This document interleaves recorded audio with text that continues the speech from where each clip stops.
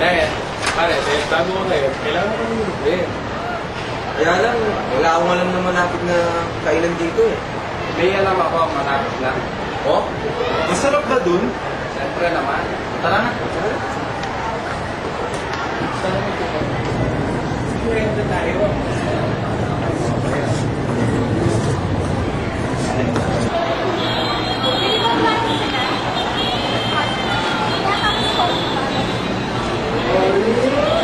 Hirap na nagan.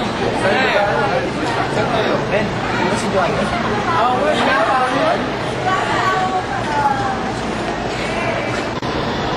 Joanne? O, Jeff! Hindi mo ano siya ba?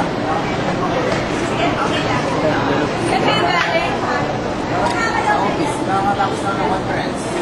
Nag-conference kayo? May release kasi si boss sa akin eh. May linakan. Kanina may pinakilang bago kasama natin sa office. Nga pala, siya, si Gerald. Iba na yan eh. Sabi naman ito. Ay, pero ang best mo. Laro ko. Tama niyo. Hindi kayo, di ba? Uy! Sandali lang ha, may tumatawag eh. Wait lang. Ay, ganda naman lasa nito. Tony, sabi mo masarap ito. Sarap naman eh. Batangan ka mo. Hindi naman ikaw nagbayad. O pare, easy lang kayo.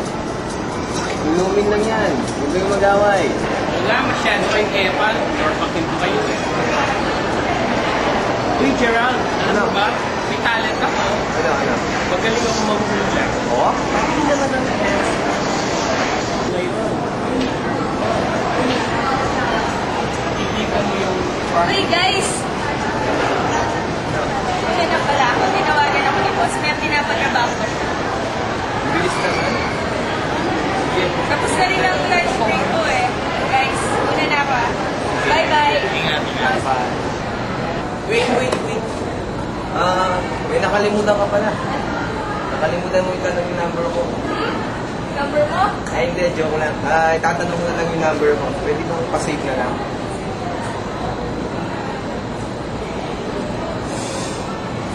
Thank you ah.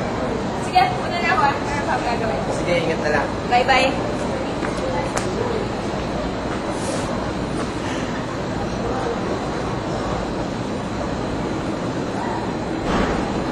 And while he's staying on the suburbs in a house on the southwest part of London, Oo, may balita ako sa'yo, Tay. ano yun?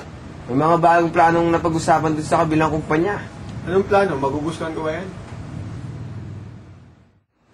Sige, babalita ko kay boss.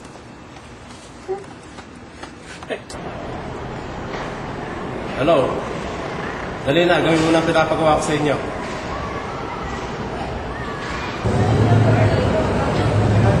Ah? Oo, paano? Napali ka na?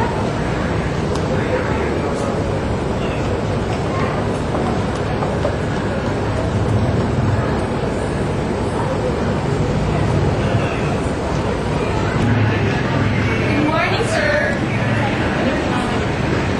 Ito po ang aming G-Tex. May offer promo po kami. At ito po ay wala. Morning, sir. Meron ang bagong offer po ng S-Tex. Yung dati 1 at ano lang. Yun na yun.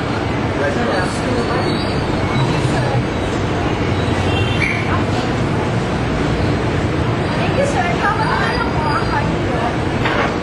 Thank you, sir. Thank you.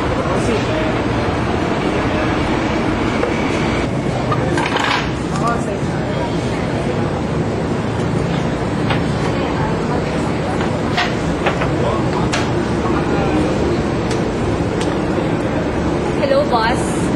Boss, may problema po tayo dito. Sinulutan po tayo ng customer ng kabila nating kompetensya ng kumpanya. Yes, boss. Tama po yung narinig nyo. Kasi po yung unlimited promo po natin, kamukha po sa kanila. As in parang kopya-kopya. Yes, boss. Sinusulutan na po nila tayo ng customer. Yes, boss. Opo. Sige po. Salamat.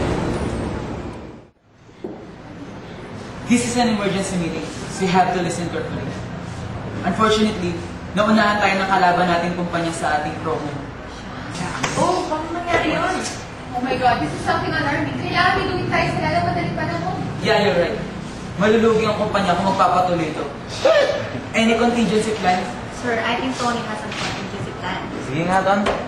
Why don't we add a 1 minute free call for every unlimited service and an additional minute call as a price increase? Hindi naman kaya masyado magbabad yung mga customer natin noon. Then, bandang muna tayo rin yung malugi. Teka lang. Napapansin ko, lagi mo na lang kami kinokontra. Ikaw ba, may plano ka? Mr. Samson, sorry. As I was saying, hindi naman sa kinukontra ka ni Mr. Gerard. Ayaw lang niya sigurong mabagsak ang kumpanya. Yeah, okay, so stop it. I like your idea. So, mas prepare pa rin natin ang pagkakal ba? I would have to agree to that, sir. Marami pa rin pong taong may gusto ng mga call services. So, Lani, alam mo na yung gagawin mo. Yes, sir. I have been confident. Okay, so the meeting is adjourned.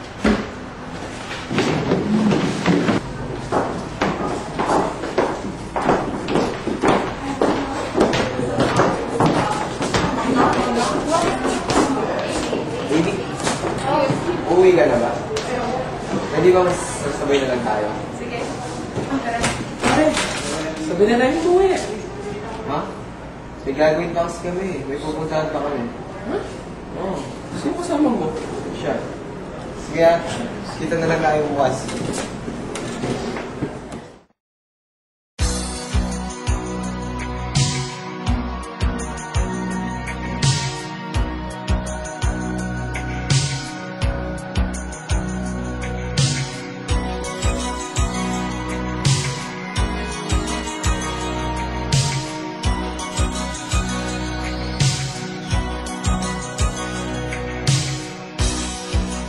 Who's gonna tell you when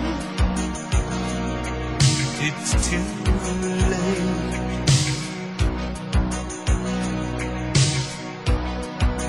Who's gonna tell you things aren't so great?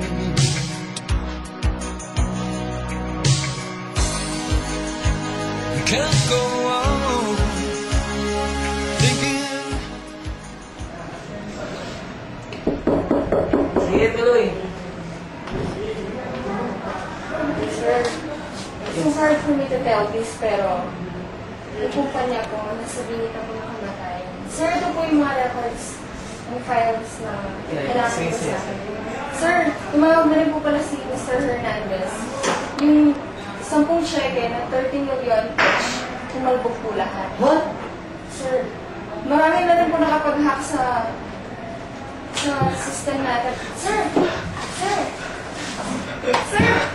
Sir! Sir! Sir! Please, sir! Help! Tulungan niyo kami! Sir! Sir!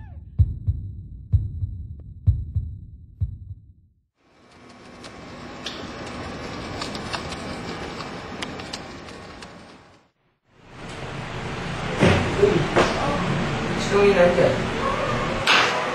Kasi, sa totoo lang ako yung tunay na anak ni Mr. Santos.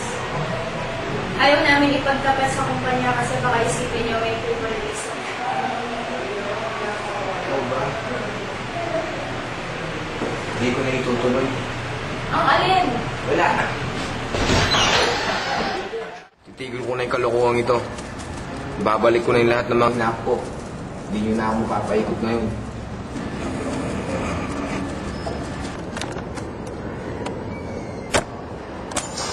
Oh, sino ka? Ikaw ba si Mr. Gonzales? Hindi! Nilakos ang apelido ko. Alam mo bang hindi yan ang tunay mong apelido? Anong pinagsasabi mo? Di kita maintindihan. Ganito kasi yun.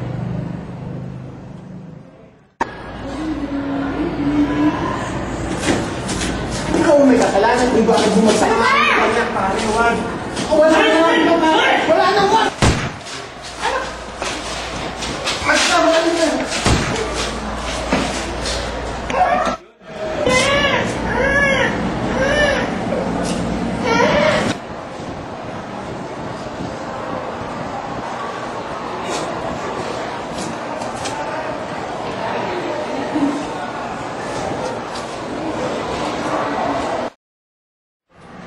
Hindi ako sigurado kung totoo ang mga sinabi mo. Pero ang alam ko lang ngayon, titigil ko na ang pag-hack at ibabalik ko na lahat ng mga kinuha ko.